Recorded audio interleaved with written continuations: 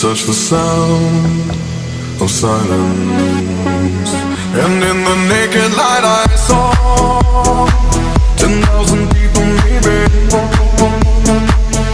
People talking without speaking, people hearing without listening, people writing songs that voices never share, and no one dared disturb the sound of silence. Fool said, are you tonight?